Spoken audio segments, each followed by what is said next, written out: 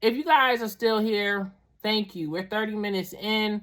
Make sure you guys share this video as many places as you can. Let's talk about Beyonce. We're going to talk about Beyonce, then we're going to get into Jay-Z, right? So Beyonce absolutely dismantled the Netflix app. She dismantled her halftime show performance. She shattered records. She slayed.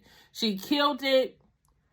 She did an impromptu performance, a montage, of all of her songs, most of her songs from Cowboy Carter, right? And this album is a continuation of her Act series, because of course she had Act 1, we had the disco, the Renaissance, house music, and I actually went to see that concert, and that was fire. To see her perform in person, oh my God.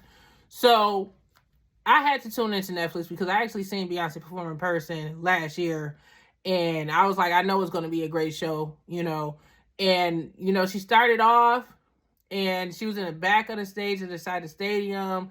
She's wearing all white, and it's Christmas Day, so all white is like appropriate. And she walks out and she's singing her songs. And I'm sorry, you guys, forgive me.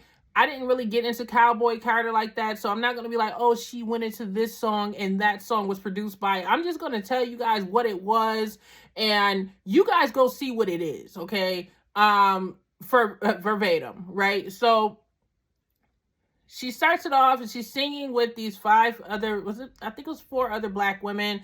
They're all singing in sequence, harmonizing.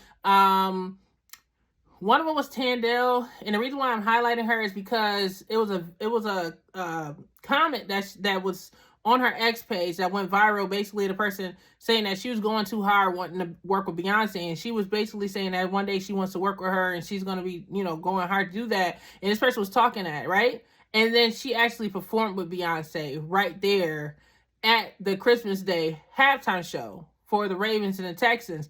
And when I did the short clip, I was like, Beyonce, literally slaughtered her Super Bowl halftime show performance. And I was like, it felt that way. Everyone's like, I was like, why would I say that? But no, it really felt like it was the Super Bowl. I know it wasn't the Super Bowl, y'all, but it felt that way, okay? It made me, my mind lapsed because the performance was that stellar and so great that it felt like it was a Super Bowl halftime show performance. So anyways, back to what was happening. So, of course, she went through that sequence backstage. Then it stops. She jumps on top of the stage. I think it was like a truck there. She goes to the microphone. She does a little, break, 1, 2, 3 breakdown. She gets vocals. She jumps off. Then, you got a whole line of dancers. They all dancing. It's giving, what was that? Beachella vibes, She has a band there. Was it a band there? I believe it was a band there. Choir. It was just everything. She's just pulling out the whole stops, okay? And then she broke down into full-fledged, 8-step choreography. 1, 2, 1, 2, hit, 1, 2, thing. And I'm watching. I'm like, okay. And listen, I didn't notice Blue Ivy was literally right behind her that first time. See, I didn't catch on that Blue Ivy was there until they were on the field together doing the square dance. But then I had to rewind it back, and I was like, let me see this again. And I seen Blue Ivy was right behind her mom, a little higher up on the stands, dancing and hitting the exact choreography as Beyonce. Not the background dancers. It was like, yeah, this spotlight's for me and my twin. Okay, that's what Beyonce was on. And, Blue Ivy, she's only 12. And these are adults that's out there. Grown adults have been in the industry for 30-something years. So it was great to see her perform. And it's so cool to see, for me, seeing how Blue Ivy and Beyonce works together in the industry. Last week they just did the Mufasa movie, and both of them were working on that. And now they're performing on the NFL Netflix special together. And, I can't hate on it. It's a great performance, and it shattered It broke records. And Cowboy Carter is now again in the top 10 on iTunes last time I checked. They also stated that her viewership broke records. 27 million people tuned in to watch her performance. The football event itself had 24 million people that tuned in, which is an increase of viewership of people waiting. And I'm pretty sure some of them, of course, was football fans, but a lot of it was Beyonce fans because the Beehive goes hard. And then they said it fluctuated to 27 million during her show. So she really carried that, and she got the ratings up. And now people are like allegedly trying to do exactly what she did, and they're interested in getting this Netflix NFL halftime show performance slot. So it's like now you got the doors open. You guys forget that Roc Nation is partnering with the NFL. So this was basically the Carters partnering with the NFL and Netflix. Big stuff. Let me take a sip of water, y'all. Your girl been talking for a while. Big stuff in a way. But yeah, so and then after Beyonce's performance, you seen like the camera's cut, so of course she's go like high up in the sky, and there's a flag that dropped down and it said bang. And then a fan ended up catching it, it's a stadium full of people. A fan had caught her after the performance, and I got the clip, and I'm gonna play it for you guys so you guys can see it. So check that out right there. As you can see, they're lowering her, and she starts to dance and stuff because she knows that she gave a solid performance. And another thing to highlight too, Shabuzi was also in the performance, and Post Malone. They were there along with Blue Ivy, and I already mentioned the black female country singers that was there that got highlighted.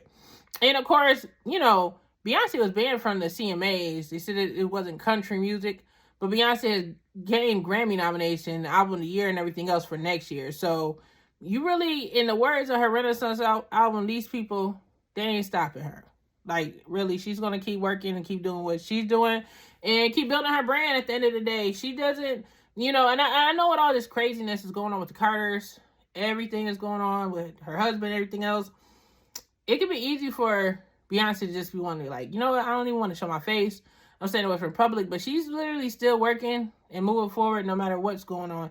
And that's why her fans go so hard. What I will say, there was so much hate that I noticed on social media for Beyonce, and it's so crazy because I'd be like, I see so much hate on the internet for Beyonce these days.